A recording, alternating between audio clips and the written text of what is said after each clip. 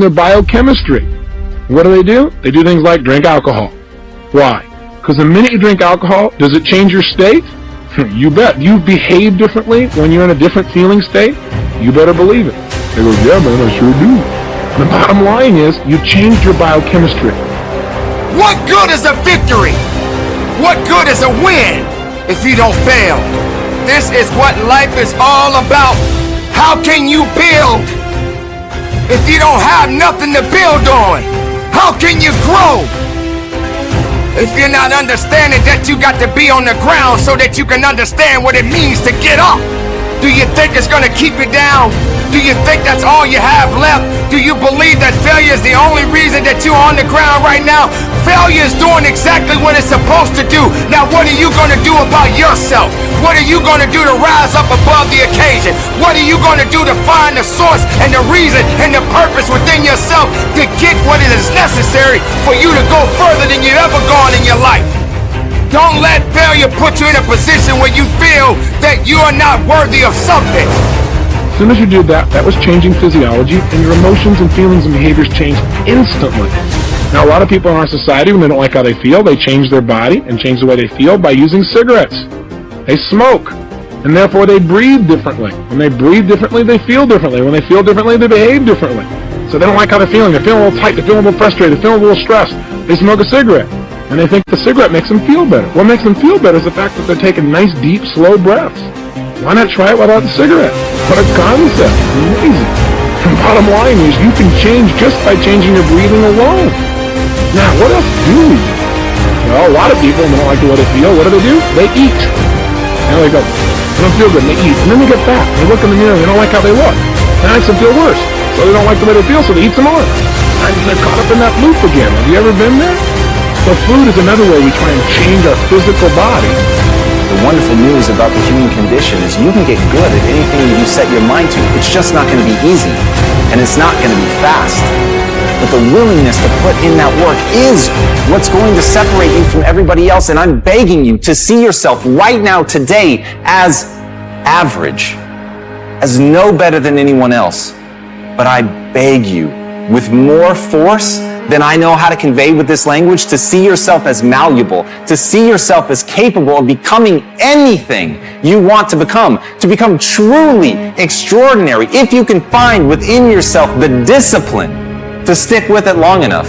Being capable, having what you need to make you a worthwhile person, that you're more than able, and that you deserve to be listened to, or you deserve to have that dream and that passion and whatever it is that you see and envision there. You've got to see it in your mind's eye and know that you've got what it takes. So deciding as you look at your life, as you look into the future and say, what fears am I holding on to?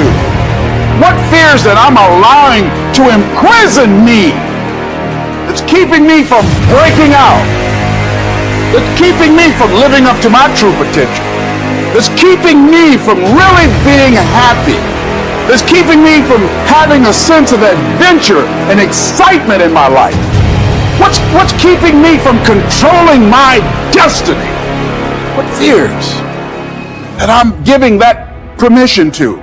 Notice what I said, that we must give our permission to fear to immobilize us. And as Steve Martin said, perseverance is a great substitute for talent. Everybody wants to talk about who's talented. Everybody looks at the person with innate talent as if they have something magical. But to me, it's a gift, it's a handout, it's a freebie.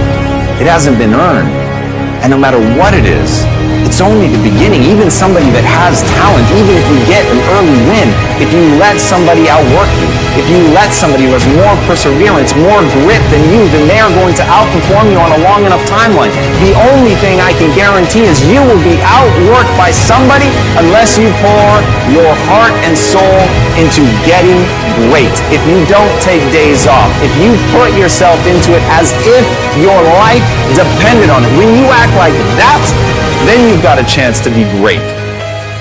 And as Robert Horry said, pressure can bust pipes, but it can also make diamonds.